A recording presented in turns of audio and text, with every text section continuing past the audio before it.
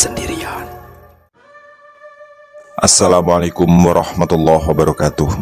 Selamat jumpa kembali sahabat-sahabat viewer dan subscriber channel Titah Misteri. Kali ini kami akan membawakan sebuah kisah misteri, yaitu Arwah Welas Menuntut Balas Part 2, yang adalah sambungan dari video kami sebelumnya. Selamat mengikuti. Mbah Paimo yang sepertinya bisa merasakan ketakutanku lalu memeluk erat tubuhku. Kurasakan air matanya menetes dan lalu membasahi bajuku.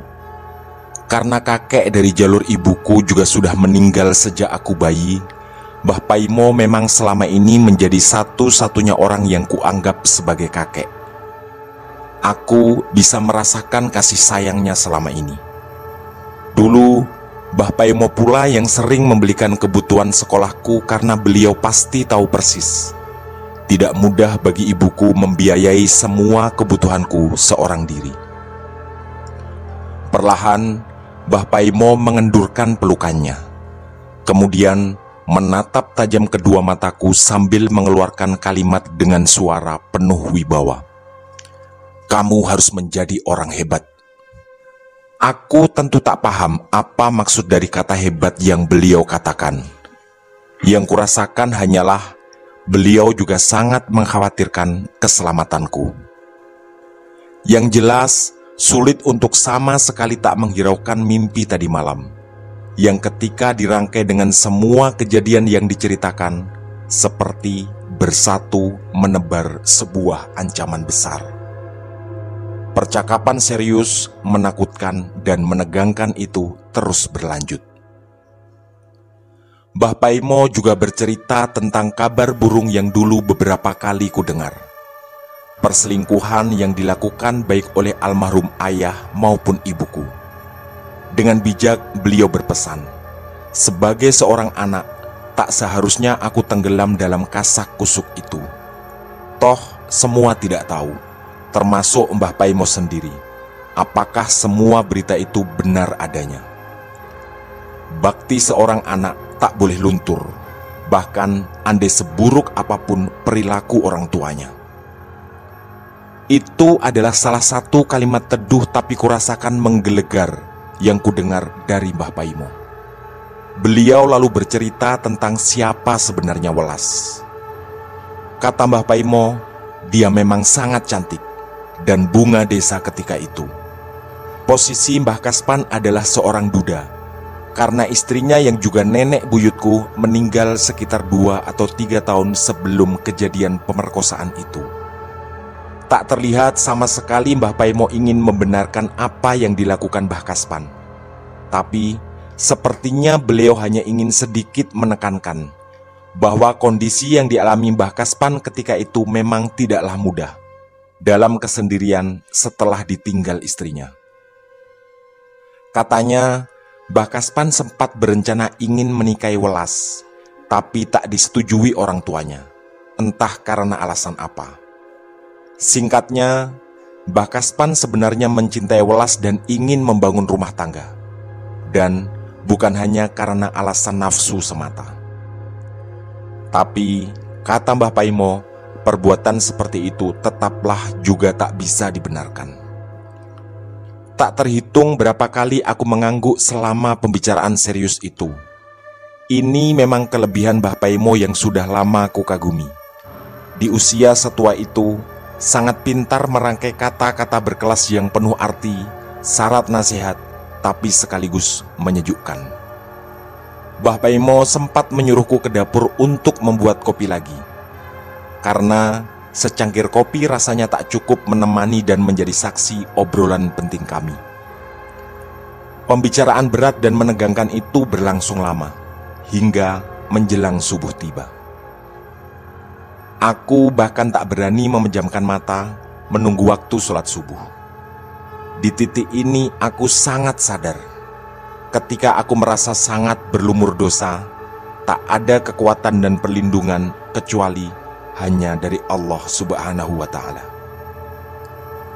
Kami berdua lalu melangkah ke musola di seberang jalan ketika adzan subuh mulai menggema. Seingatku, Sejak sekitar 5 atau 6 tahun terakhir, Mbah Paimo memang sangat aktif sholat berjamaah.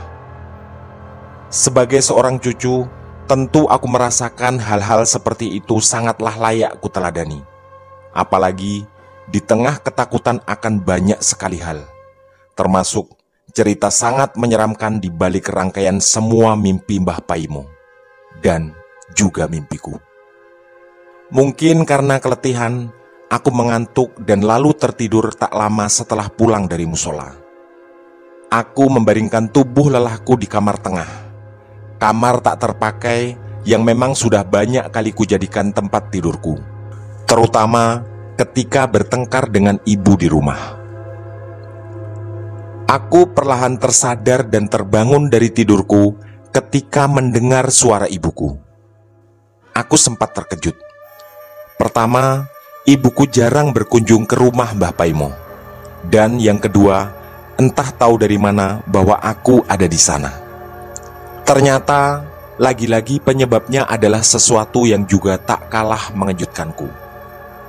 Ibu kulihat sudah ada di ruang tamu ketika aku keluar dari kamar dan mengobrol bersama Mbah Paimo dan Mbah Jiem. Waktu di jam dinding menunjukkan sekitar 10:40. Berarti cukup lama aku tidur pagi itu. Setelah aku cuci muka, aku menghampiri ibu dan mencium tangannya. Kemudian, seperti ada kekuatan yang menuntunku untuk bersimpuh dan lalu memeluknya. Air mataku menetes dan kemudian mengucur deras. Ternyata ibu juga menangis. Mbah Paimo dan Mbah Jiem menjadi saksi peristiwa mengharukan itu. Beberapa hari terakhir sebelum aku keluar dari rumah, kami sering bertengkar. Dan di hari itu, di rumah Mbah Paimo, kami terlarut dalam suasana hangatnya saling berpelukan seorang ibu dan anak. Cukup lama ibu memelukku, sambil dengan mesra mengusap-ngusap punggungku. Setelah beliau mengendurkan pelukan, aku duduk di kursi tepat di sampingnya. Inilah alasan mengejutkan kedatangan ibuku. 2 malam yang lalu, katanya, ibu mimpi Mbah Paimo datang menghampiriku. Kemudian tak terlalu jelas, Mbah Paimo memeluk atau menggandengku. Kebahagiaanku karena kedatangan ibu yang mengharukan tadi tiba-tiba bercampur dengan ketakutan seperti yang kurasakan semalam suntuk tadi malam. Aku semakin tak berani meremehkan mimpi itu. Sebuah kebetulan yang sangat aneh dan tentu menakutkan. Aku, Mbah Paimo, dan ibu mengalami mimpi yang sama dan di malam yang sama pula. Mbah Paimo terlihat terdiam tertegun sejenak. Hatiku sempat khawatir. Mbah Paimo akan menceritakan mimpi aneh yang beliau alami 9 dan 20 tahun lalu, yang tadi malam dengan gamblang diceritakan dan dijelaskan secara rinci padaku. Tapi ternyata beliau tidak melakukannya. Dalam hati aku sangat lega, karena aku merasa itu adalah langkah yang sangat tepat. Aku yakin, andai Mbah Paimo menceritakan semuanya, hati ibuku pasti akan sangat sedih dan ketakutan. Bagaimanapun, meski kami sering bertengkar, aku adalah anak yang dilahirkan dengan bertaruh nyawa. Rangkaian kejadian setelah mimpi Mbah Paimo 9 dan 20 tahun lalu pasti akan sangat menggoreskan ketakutan di hati ibuku, andai beliau mendengarnya. Mbah Paimo lalu menceritakan kedatanganku tadi malam. Kami lalu ngobrol, pagi-pagi ke musola, dan aku lalu tidur di kamar tengah. Terasa jelas Mbah Paimo sedang berusaha mengalihkan ketakutan dan kesedihan ibuku tentang mimpi yang beliau alami, yang sangat mungkin akan diartikan sebagai sebuah kekhawatiran tentang keselamatanku. Mbah Jiem lalu menghidangkan secangkir teh untuk ibuku dan masing-masing secangkir kopi untuk aku dan Mbah Paimo.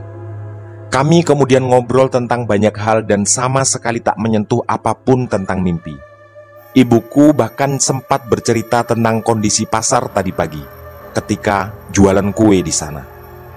Obrolan ringan itu berlangsung sekitar setengah jam dan kemudian aku pamit pulang, berboncengan dengan ibuku. Sesampai di rumah, suasana sungguh sangat berbeda. Jauh dibandingkan ketika 3 hari lalu, yang mana aku dan ibuku bertengkar hebat. Ibu menyuruhku makan, lalu duduk tepat di sampingku. Sambil mengelus dan mengecup rambutku, ibu mengucapkan sesuatu yang membuatku benar-benar terharu. "Ibu minta maaf ya nak, kalau selama ini banyak salah ke kamu." Kalimat itu menghentikan kunyahanku, dan spontan air mataku mengucur deras. Aku bersimpuh lagi di depan ibuku dan erat memeluknya. Aku pun berkali-kali minta maaf atas semua kenakalanku selama ini. Adegan haru itu berlangsung cukup lama sampai kemudian ibu menyuruhku melanjutkan makan. Tak lama setelah aku makan, sayup-sayup terdengar adzan zuhur berkumandang dari masjid yang tak terlalu jauh dari rumah. Aku segera mandi dan bersiap ke masjid dengan sarung dan sajadahku. Kulihat ibu sempat agak terkejut, lalu tersenyum lebar. Entah kapan terakhir ibuku tersenyum sebangga itu. Sepulang dari masjid, aku langsung mengaji di kamar. Walaupun sudah lama tak melakukannya, syukurnya aku belum benar-benar lupa, karena selama SD dan SMP, aku belajar mengaji di masjid itu. Ekor mataku menangkap lagi senyum kebahagiaan di bibir ibuku. Rasanya hatiku begitu sejuk. Harusnya sejak lama aku melakukan ini, berbuat sesuatu yang bisa membuat mataku menangkap senyum keteduhan di wajah ibuku. Waktu pun berjalan dan aku merasa berada dalam kehidupan yang benar-benar berbeda. Tak pernah ketinggalan sholat di masjid, dan hubunganku dengan ibu menjadi sangat baik. Dan itu berlangsung selama 2 hari, sampai hari itu tiba. Nanti malam adalah malam 1 Syuro. Setelah sholat isya di masjid, aku duduk sendiri di ruang tamu. Ibu kemudian membawakan segelas kopi. Aku sebenarnya tak ingin ibuku tahu tentang ketakutan yang memuncak malam itu. Tapi aku merasakan wajah ibu juga tidak seperti biasanya. Mungkin ada kekhawatiran serupa yang juga dirasakan beliau di malam 1 Syuro itu. Kami sempat mengobrol, tapi nada dan suara ibuku berkali-kali kuterjemahkan sebagai rasa takut yang tak bisa disembunyikan. Entah berapa kali ibu berpesan untuk berhati-hati dan jangan dulu kemana-mana beberapa hari nanti. Aku sempat menduga Mbah Paimo bercerita tentang mimpinya 9 dan 20 tahun lalu. Tapi mungkin dugaanku salah, karena yang ibu tekankan dan ingatkan padaku adalah ayah meninggal tepat di malam 1 Syuro, tanpa menceritakan bahwa kakek meninggal di malam 1 Syuro juga. Tiba-tiba ada sesuatu yang berkelebat di pikiranku. Entah bagaimana awalnya, otakku tertuntun pada satu kemungkinan menakutkan lain. Andai benar bahwa mimpi kami bertiga mengandung arti dan pertanda, jangan-jangan bukan hanya aku, tapi bisa jadi ibuku juga berada dalam bahaya. Atau bahkan mungkin Mbah Paimo juga. Kekhawatiran yang tiba-tiba itu membuatku langsung memeluk ibu, sambil berkali-kali meminta maaf jika semua kenakalanku selama ini memang jauh melebihi batas dan sering menggoreskan luka di hatinya. Ibu kembali mengusap mesra punggungku yang tenggelam dalam dekapannya. Beliau lalu bilang padaku jangan tidur terlalu malam karena tidak baik. Lalu ada satu kalimat sakti yang terdengar di telingaku. Ibu akan selalu mendoakan keselamatan dan kesuksesanmu, nak. Kalimat itu kurasakan sebagai kekuatan terbesar malam itu. Dan tentu tak ada alasan bagiku untuk sedikit pun ragu bahwa kalimat itu benar-benar keluar dari relung hatinya. Tak lama setelah melepaskan pelukan, ibu masuk ke kamar dan katanya mau tidur karena kecapean tadi di pasar. Aku pun dimintanya untuk tidur. Aku mengangguk dan demi membuat ibu senang, masuk ke kamarku. Di dalam kamar, mataku sebenarnya tak bisa aku pejamkan. Bahkan sangat yakin, aku tak akan bisa tidur malam itu. Ini adalah malam satu suro yang kali ini benar-benar menakutkan. Anganku terus menerawang jauh. Cerita mimpi Mbah Paimo terngiang-ngiang di pikiranku. Juga Welas, nama yang baru ku dengar dari cerita Mbah Paimo yang lalu. Nama itu menghantui pikiranku 2 hari ini. Waktu terus berjalan bersama semua ketakutanku, dan malam semakin larut. Aku yakin ibu sudah tidur karena dari tadi tak terdengar suara apapun dari kamarnya. Tiba-tiba terdengar suara gemerisik di luar. Entahlah, itu hanya gesekan daun mangga di samping rumah karena tiupan angin, atau jangan-jangan tiba-tiba aku merasa takut yang amat sangat tentang satu nama, yaitu Welas. Cerita Mbah Paimo tentang bagaimana kematian Mbah Kaspan, kakek dan ayah, terhadir kembali di ingatanku. Sebenarnya dari tadi cerita itu menggangguku, tapi kali ini jauh lebih kuat. Suara berisik di luar terasa semakin kuat di telingaku. Aku tak berani berpikir untuk mengecek di luar. Bahkan aku lalu masuk ke dalam selimut. Aku benar-benar tak ingin melihat atau mendengar apapun. Perlahan, seperti ada suara orang berbicara. Dan telingaku lama-lama menangkap bahwa itu adalah suara seorang wanita. Berbicara lirih, lalu menguat, dan kemudian seperti berteriak. Tapi entah kalimat apa yang terucap. Rasa takut semakin tak bisa kubendung. Entah benar atau tidak, perasaanku mengatakan ada seorang wanita di luar kamar yang mondar-mandir di sana. Dari dalam selimut aku tak bisa melihat, tapi firasat berkata seperti itu. Lalu suara itu kudengar melembut. Tak lama kemudian namaku dipanggil. Satrio. Entah itu suara siapa atau apa, karena aku tak pernah mengenal suara itu. Berkali-kali namaku dipanggil. Aku berusaha menutup telinga kuat-kuat, tapi panggilan itu tetap terdengar. Bukan hanya itu, lalu ada ketukan di jendela. Aku tiba-tiba merasa menggigil kedinginan. Kemudian terdengar suara tertawa juga di dekat jendelaku. Otakku tak mampu lagi berpikir. Ketakutan yang begitu mencekam seperti menghentikan aliran darahku. Sampai kurasakan sesak yang luar biasa. Aku benar-benar sangat kesulitan bernafas. Entah berapa lama aku mengalami itu. Lalu tiba-tiba aku teringat pesan guru ngajiku dulu.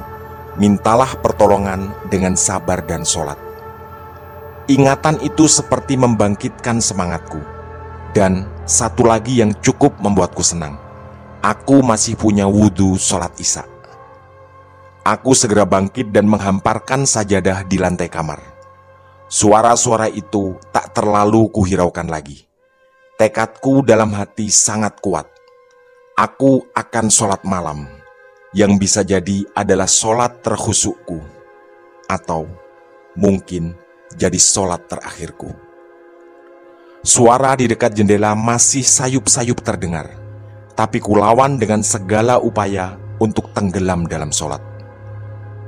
Seusai sholat, suara itu mulai menghilang dan kemudian tak terdengar sama sekali. Aku yang sebenarnya masih ketakutan menghidupkan lampu kamar. Kuputuskan untuk mengaji sampai subuh tiba. Ada kemungkinan yang juga berkelebat di otakku. Bisa jadi ini adalah mengaji terakhir dalam hidupku. Suara wanita di jendela benar-benar tak terdengar lagi.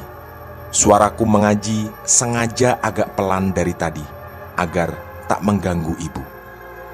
Sejak sholat tadi, hatiku menggumam doa tak henti-henti, agar aku ibu dan Mbah Paimo tak mengalami apapun yang mengerikan di malam 1 Suro ini. Entah berapa lama aku mengaji, sampai sayup-sayup terdengar suara adzan. Hatiku sangat lega. Malam 1 Suro telah berlalu dan aku masih hidup. Walaupun sedikit ruang hatiku masih khawatir, ancaman welas mungkin benar-benar ada dan sebenarnya belum berakhir. Aku sempat melihat ibu juga terbangun dan itu sangat melegakanku. Lalu setelah ke kamar mandi, aku pamit untuk berangkat ke masjid. Ibu yang terlihat masih mengantuk mungkin akan melanjutkan tidurnya. Doa dan zikir tak henti-henti ku baca dengan bibir dan hatiku. Sepulang dari masjid, kulangkahkan kakiku dengan lega. Aku pun mengucap salam di depan pintu. Tapi tak ada jawaban. Aku sangat panik. Semua bayangan mengerikan lalu menari-nari di otakku. Aku sangat khawatir tentang ibu. Dengan tergesa, ku dorong pintu dan masuk ke rumah. Dan syukurnya ibu ternyata sedang sholat. Aku menunggu di samping sajadahnya. Dan setelah sholat, ku cium tangan ibuku dan lagi erat memeluknya. Setelah melepas mukena, ibu bercerita bahwa ternyata beliau juga mendengar suara wanita di dekat jendela kamarnya. Tapi, kata ibuku, itu tak berlangsung lama. Hilang setelah ibu terus membaca doa. Pagi itu terasa indah bagiku. Pulang dari masjid, memeluk ibu dan merasakan pelukannya. Aku juga sangat yakin ada doa yang mengalir bersama dekapannya. Aku kemudian membantu ibu di dapur untuk mempersiapkan jualan dan lalu mengantar ke pasar. Hatiku benar-benar berbunga-bunga. Rasanya beban sangat berat tadi malam telah terlepas. Setelah menurunkan ibu, aku langsung pulang. Tapi tiba-tiba otakku teringat sesuatu, yaitu Mbah Paimo. Sepeda motor segera kupacu ke sana. Sesampai di depan rumahnya, ternyata tak ada orang. Kulihat pintu depan terkunci dari luar. Firasatku mengatakan pasti ada sesuatu yang terjadi. Aku lalu bertanya pada Mbah Sumi, tetangganya yang kebetulan lewat, tentang kemana Mbah Paimo. Jawaban Mbah Sumi sangat mengejutkanku. Mbah Paimo di puskesmas tadi malam ke sana. Aku tak mendengar lagi kalimat apa yang disampaikan Mbah Sumi setelah itu. Otakku langsung memaksa untuk berangkat ke puskesmas saat itu juga. Kupacu sepeda motor dengan semua kemungkinan menakutkan yang terlintas di benakku. Kecemasan begitu kuat kurasakan. Tak lama kemudian, aku pun sampai di puskesmas. Lalu, terpampang jelas di hadapanku pemandangan memilukan itu.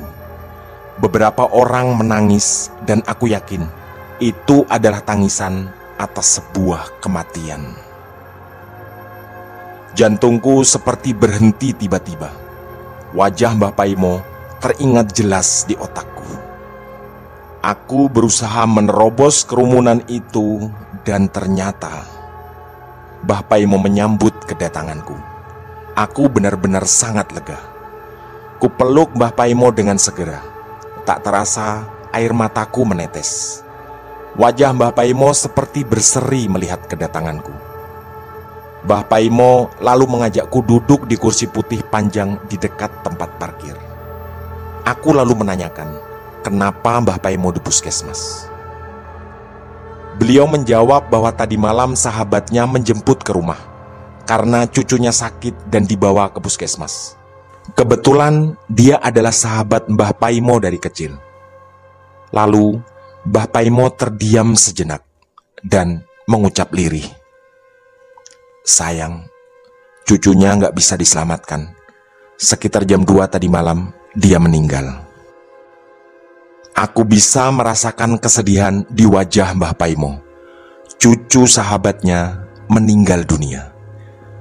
Aku pun ikut tenggelam dalam kesedihan itu.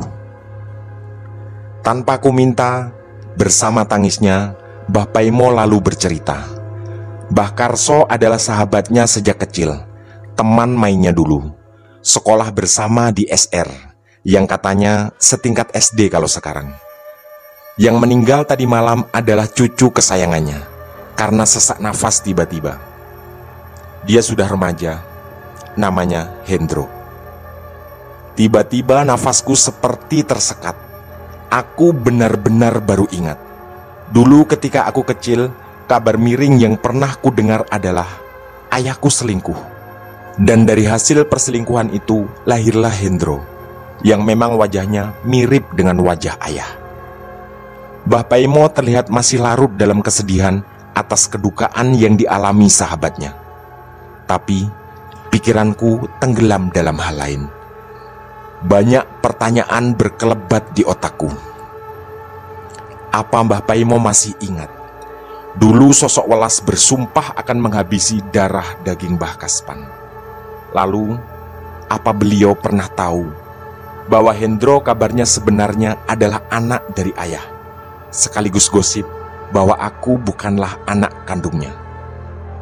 Juga, apa Mbah Paimo sempat merangkai kemungkinan ini, bahwa Mbah Kaspan dan darah dagingnya memang dihabisi? Mulai dari Mbah Kaspan sendiri, kakek, ayah, dan kali ini bukan aku, tapi Hendro. Dan terakhir, pertanyaan di pikiranku adalah, apa mungkin Mbah Paimo bukan anak kandung dari Mbah Kaspan? Entahlah, yang jelas ada rasa bersyukur dalam hatiku, terutama karena aku teringat lagi. Aku selamat dari semua kekhawatiran di malam 1 Suro kali ini. Yang pasti, aku harus percaya kematian adalah rahasia Allah, dan aku masih ada di dunia karena ajalku memang belum tiba. Pertanyaan-pertanyaan tadi masih berputar di otakku. Entah apa jawabannya, karena tak semua pertanyaan memang membutuhkan jawaban. Tamat. Demikian kisah misteri dari kami, Arwah Welas Menuntut Balas Part 2. Semoga kisah-kisah misteri dari kami cukup menghibur sahabat-sahabat semua. Mohon maaf apabila terdapat kesalahan dalam penuturan kata. Kami dari tim Titah Misteri mengucapkan terima kasih dan wassalamualaikum warahmatullahi wabarakatuh. Pesan saya, jangan bercermin sendirian di tengah malam. Sampai jumpa.